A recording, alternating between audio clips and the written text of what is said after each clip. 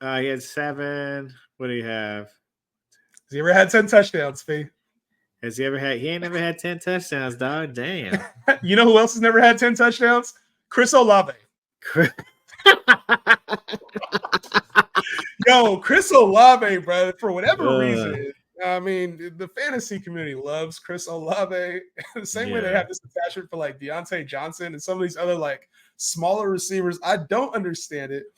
But Chris Olave was drafted as like a top 12 guy for whatever reason. And I know he's been like a disappointment for a lot of people. And in Clint Kubiak's offense is like, we know that he'll have opportunity. Like he hasn't been playing bad, but he's just like, I think the expectation is higher for him in a lot of circles. So when I look at Chris Olave, I see a player who's probably going to be finish the season somewhere in like the mid-tier to back end wide receiver 2 range, just like he has over the first 2 seasons of his career, right? The problem is I think there's people who view him as a higher end commodity. Do you think that me and you, like, I don't know if you feel this way about Chris Olave, but I don't really feel the upside is there for him. Are we on the same page with that? Or do you think the fantasy community is rightful and be like, oh, maybe this is a buy low player who's performed well over the last? Well, when you're talking about like a buy low player, right? Is he going to return the value that you drafted him at? You know what I mean? Like, listen, you know, I don't know. I don't think so. I'm not as high on him as everybody else is, right? As the community is. I always thought he was overdrafted. But I do think there is some sneaky value in there. He does get targeted heavily, at least 6 and 10 the last 2 weeks. But I just think he's one of those receivers who are, and especially in that offense as it sputtered, I think he's one of those receivers who primarily works. You know, it doesn't have high touchdown upside.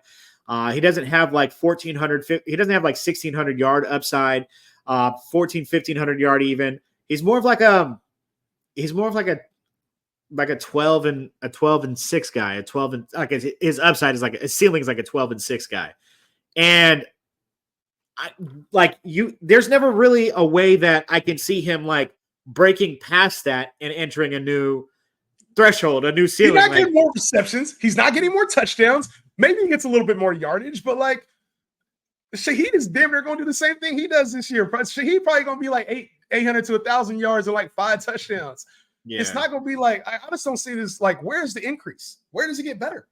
I always thought he was overdrafted. Like, you know what I'm saying? Like, you're looking at like a 13, 14 points per game type guy. And that's kind of what he is.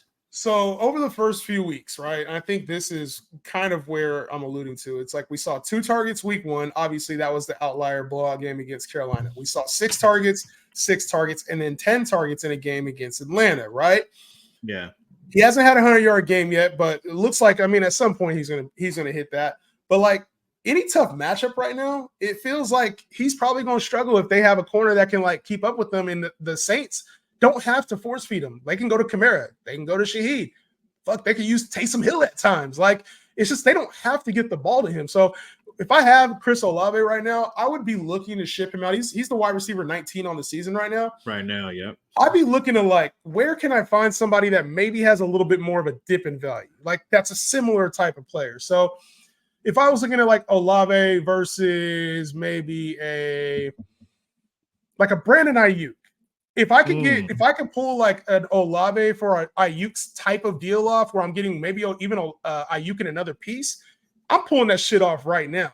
If I can pull off Olave for like the Garrett Wilson owner right now, who's probably pissed, I'm looking at that right now. Olave for like a Devontae Adams, whoever has him in case the trade goes down, I'm pulling that shit off. Olave for one of these injured guys, your Cooper Kupps, like somebody, Tyreek Hill somehow. If you can pull off that kind of deal, that's what I'm doing. I'm using Olave for and trade him to the guy that like probably over believes in it. Oh yeah, 100%. So, yeah, I mean, it's Olave's not a good guy for me. Like, I think you and I are going to be on the same page. Let me ask you this though: Are you taking Terry McLaurin over Olave? Hell yeah. I think, but no. So the way that I view that though, when I say hell yeah, is at the cost. Yeah, at cost. So like, I think Olave will probably finish. No, I'm talking about who would you just rather have on your team? Straight up in the deal, I'd rather have Olave. just on your team, you'd rather have Olave over I'd rather have Scary Terry? Olave. Yeah. But I think like Okay. at the value, like shit, McLaurin all day. Yeah, McLaurin definitely has a better value. Drake London. Oh, Drake London, no question.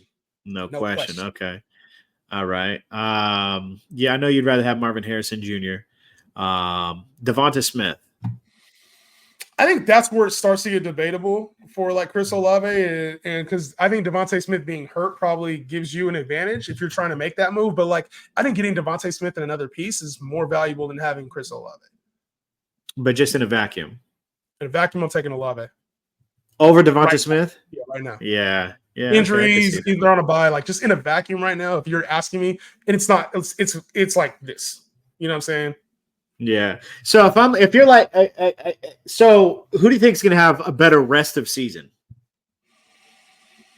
If Devonta Devontae Smith Smith or comes Olave? back, if Devontae Smith comes back next week and is fully healthy, I probably would take him. I mean, he only had a concussion. It's not like But he's still got to limping. get back on the field. Just things Yeah. are how they are, bro. Yeah, I feel you. DJ Moore or I Olave? mean, he's only 150 pounds, bro. Devontae Smith. You never know how that shit's going to affect him. DJ Moore. I'd rather have Chris Olave with Keenan back. I could. It's okay, right. It's right there, though. You're it's asking right players there. right there. They're basically the same person, man. They're basically the same person. You know what I'm Small saying? ass receivers, bro. I can't do it, man. Can't do it. Can't. Speaking of small ass receivers who need to bounce back, Garrett Wilson or Olave. I'm still taking Garrett Wilson. Yeah. Now, Devontae go there, we might be having a different conversation. We might be having a different conversation with Devontae.